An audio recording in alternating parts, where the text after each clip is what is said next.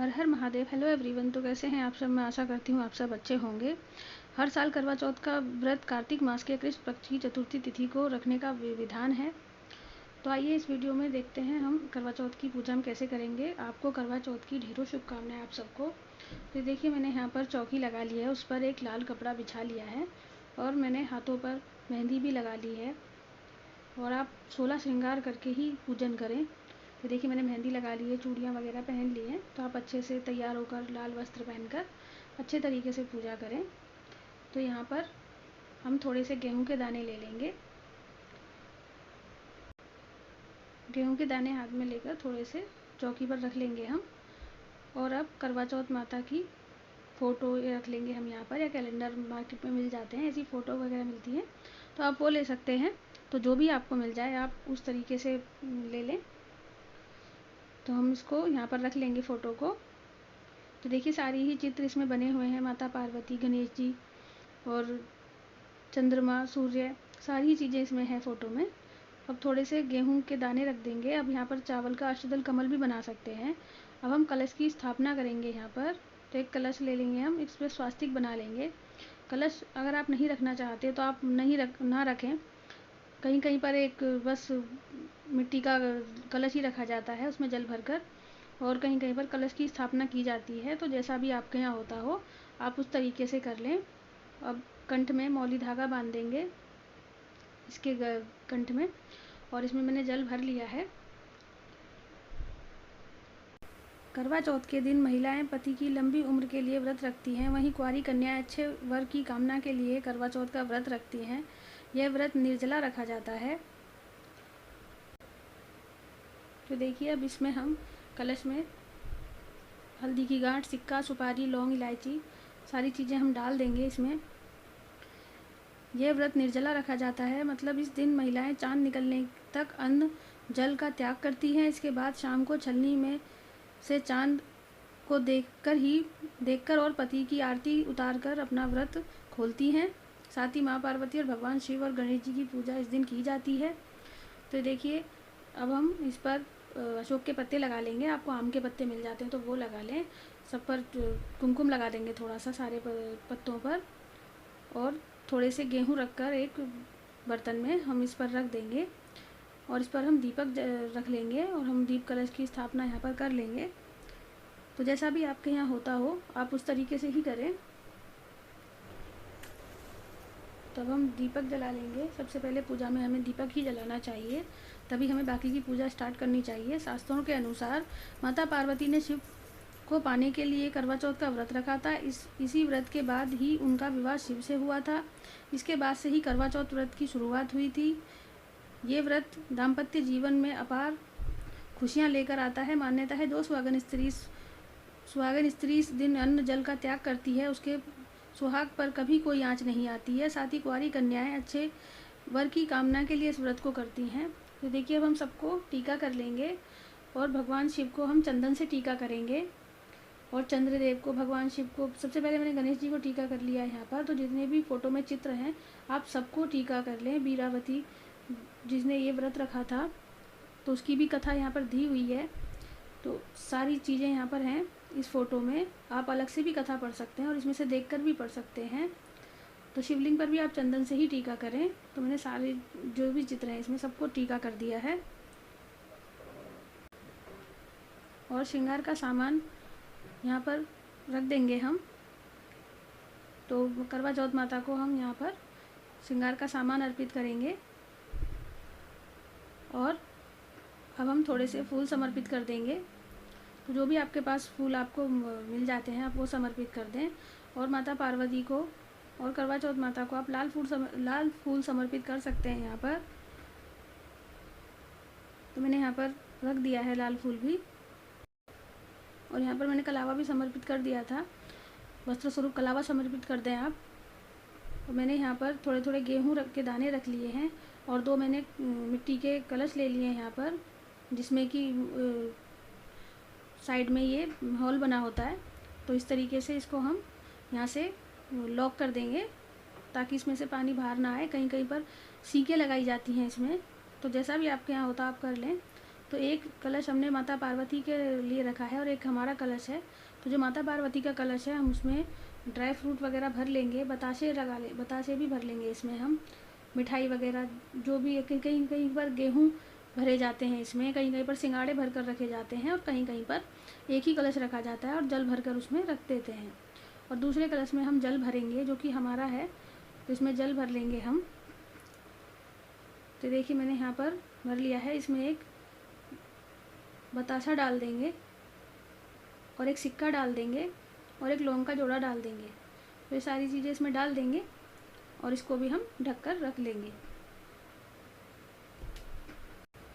तो देखिए मैंने यहाँ पर इसके ऊपर भी इसको ढक दिया है और अब हम इस पर मिठाई रख देंगे।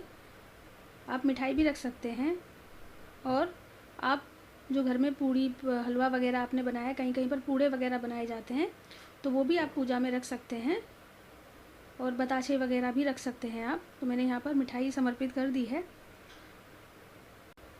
हिंदू धर्म में सुहाग से जुड़ी व्रत रखने की परंपरा सदियों से चली आ रही है। इन उपवासों को रखने से वैवाहिक जीवन में खुशियाँ बनी रहती हैं, साथ ही पति पत्नी के रिश्तों में मजबूती आती है। तो देखिए हमने यहाँ पर सासू माँ को जो बायना दिया जाता है उसको भी हमने यहीं पर साड़ी सूट जो भी आपकी सासू माँ पहनती हो आप रख लें और श्रृंगार का सामान और उस पर दक्षिणा रख लें, जो भी यथा सामर्थ्य आपकी इच्छा हो आप रख सकते हैं। और एक पात्र में गेहूँ भरकर और उसमें दक्षिणा भरकर हम लगाकर हम यहाँ पर रख देंगे। और एक जल का लोटा मैंने यहाँ पर रख दिया है जिससे कि हम कथा पढ़ेंगे। और सिंदूर को भी आप यहीं रख दें, जो भी आप सिंदूर लगाते हैं अपनी सिंदूरदानी को, जो आपकी शादी की सिंदूरदानी है वो भी आप यहीं पर रख लें। सभी उपवासों में से करवा चौथ के व्रत को अधिक महत्वपूर्ण माना जाता है। इस दिन महिलाएं पति की लंबी उम्र और तरक्की के लिए, उनके अच्छे स्वास्थ्य के लिए व्रत रखती हैं।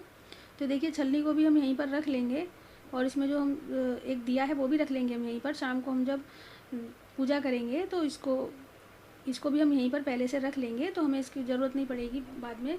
तो हम यहीं से पहले से तैयारी करके रख लेते हैं। पूजा में सुबह को आप साधारण सी पूजा कर सकते हैं और शाम को आप अच्छे तरीके से पूजा कर लें। तो देखिए मैंने थोड़े से गेहूं के दाने हाथ में ले लिए हैं। अब हम कथा पढ़ लेंगे करवा चौथ माता की। तो आप किसी से सुन भी सकते हैं कथा और पढ़ भी सकते हैं कथा। और जो गेहूं के दाने हैं थोड़े से हम इनको, ये जो हमने जल का लोटा रखा है इसमें डाल देंगे और थोड़े से दाने हम अपने जो शादी का आपका जो चुनरी वगैरह है, साड़ी वगैरह है, उसमें आप बांध लें। अगर आपके यहाँ पर सुबह में ये पूजा होती है तो आप सूर्य देव को अर्घ दे दें। और अगर आपके यहाँ शाम को एक बार ही पूजा होती है तो शाम को जो हमने जल रखा है शाम के लिए पूजा हम करेंगे, उसमें ही इस जल को मिलाकर शाम को हम चंद्रदेव को अर्घ दे देंगे। तो जैसा भी आपके यहाँ होता हो आप उस तरीके से पूजा कर लें।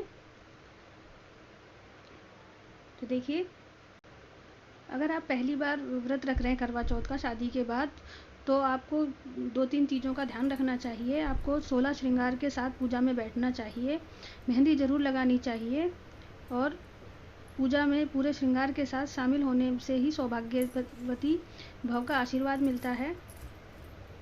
पौराणिक मान्यताओं के अनुसार करवा चौथ का व्रत निर्जला रखा जाता है। ऐसे में सूर्य उदय से लेकर चंद्रोदय तक पानी नहीं पिया जाता है। इस दौरान आप ब्रह्म मुहूर्त में ही सरगी खा सकते हैं। अगर आप सुबह सरगी वगैरह खाते हैं तो आप खा सकते हैं।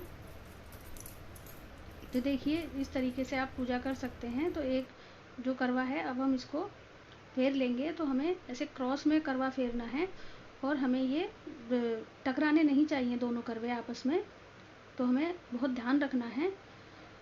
तो देखिए 7 बार हमें ये करवों को फेरना होता है। तो जहाँ हमारा करवा है वहाँ पर पार्वती माता का आ जाएगा, जहाँ पार्वती माता का करवा है वहाँ हमारा करवा आ जाएगा। ये पूजन आपको अपनी देवरानी, जिठानी, ननद वगैरह के साथ और सहेलियों के साथ आप करवा फेर सकते हैं और अपनी सासू माँ और माँ के साथ इस करवे को आप न फेरें। तो इस तरीके से आप पूजा कर लें और करवा फेरते समय आपको ये बोलना है, पार्वती माता सुहाग दे, पार्वती माता सुहाग दे। तो जैसे पार्वती माता का सुहाग अमर है, हमारा भी सुहाग अमर रहे। तो इस तरीके से आप पूजा कर लें। अब पल्ले में हम सिंदूर रख लेंगे।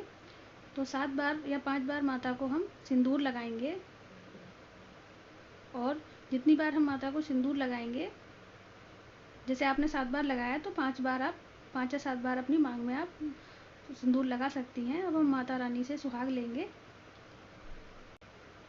शादी के बाद पहला करवा चौथ सभी महिलाओं के लिए बहुत ही खास होता है। आमतौर पर महिलाएं करवा चौथ पर लाल रंग की साड़ी धारण करती हैं, जो बेहद शुभ होती है। हालांकि आप शादी का जोड़ा भी पहन सकते हैं इसमें, इससे भी सुख समृद्धि का आशीर्वाद मिलता है। तो माता रानी से प्रार्थना कर लें और अपनी पूजा में रही हुई गलतियों के लिए क्षमा याचना कर लें। और ये जो हमने सासू माँ का बायना निकाला है, इस पर थोड़ा सा जल डालकर आप ऐसे उस पर फेर देंगे, जल फेर दें आप।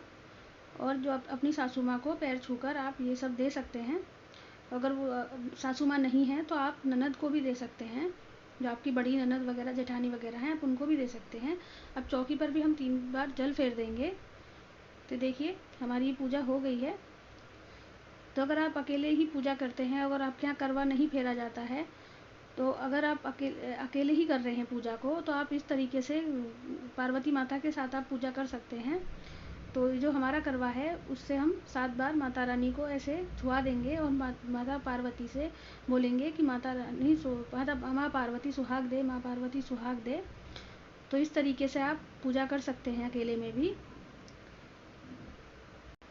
करवा चौथ का व्रत का पारण हमेशा चांद निकलने के बाद ही किया जाता है। ऐसे में आप चांद को अर्घ्य देकर ही भोजन ग्रहण करें। व्रत के खाने के दौरान भूलकर भी तामसिक चीज़ों का सेवन ना करें। तो ये थी संपूर्ण जानकारी। तो आपको ये मेरी वीडियो कैसी लगी मुझे कमेंट करके ज़रूर बताएं। अगर मेरी वीडियो आपको थोड़ी भी हेल्पफुल लगती है तो प्लीज़ मेरी वीडियो को लाइक करें, शेयर करें, कमेंट करें और प्लीज़ मेरे चैनल को सब्सक्राइब करना ना भूलें। तो मिलते हैं और ऐसी ही किसी ज्ञान से जुड़ी वीडियो में। जय करवा चौथ माता।